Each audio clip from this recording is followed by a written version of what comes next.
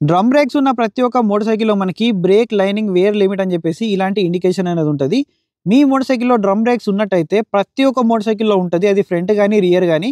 ఈ ఇండికేషన్ అనేది డిఫరెంట్‌గా ఉండొచ్చు. బట్ ప్రతి ఒక్క మోటార్ సైకిల్‌లో ఉంటది. దీనివల్ల యూజ్ ఏందంటే, ఇప్పుడు ఫర్ ఎగ్జాంపుల్ మీ బైక్‌లో డిస్క్ బ్రేక్స్ ఉన్నాయనుకోండి. డిస్క్ ప్లేట్ ఉంటే దాని లోపల మనకి బ్రేక్ ప్యాడ్స్ అనేవి ఉంటాయి. బ్రేక్ ప్యాడ్స్ అనేవి మనం బయట నుంచే చెక్ చేసుకోవచ్చు.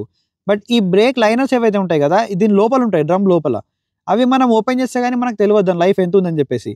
ఈ ఇండికేషన్ వల్ల ఇంకా దీని యొక్క లైఫ్ ఎంతుందని చెప్పేసి బయట నుంచే చెక్ చేసుకోవచ్చు. అది ఎలాగంటే ఇక్కడ వరకి ఉంది అనంటే బ్రేక్ షూ యొక్క లైఫ్ అనేది చాలా ఎక్కువున్నట్టు. ఎప్పుడైతే ఇక్కడ వరకు వస్తది కదా! మనం ఇమ్మీడియేట్‌గా చేంజ్ అయితే చేయాలి. ఇది ఎలా చెక్ చేసుకోవాలంటే మీ మోటార్ సైకిల్‌ని ఇలా ఆపిన ప్లేస్‌లో ఏందంటే ఇలా ఉంటది కదా! సో, ఇది చూసుకోండి లైన్ ఎక్కడి వరకు ఉందో. ఇప్పుడు నేను బ్రేక్ అనేది ప్రెస్ చేస్తాను. సో, రియర్ బ్రేక్ అనేది గట్టిగా హోల్డ్ చేసి పెట్టాలి. సో, ఇది చూడండి మనకు డిఫరెన్స్ అనేది తెలుస్తది. సో, కొంచెం ఇటు మనకి వెనక్కైతే వచ్చేసింది. ఎప్పుడైతే మనకి లైన్ అనేది ఇక్కడ వరకు వస్తది కదా! అప్పుడు వెంటనే మనం బ్రేక్ షూ అనేది వెళ్లి చేంజ్ చేసుకోవాలి.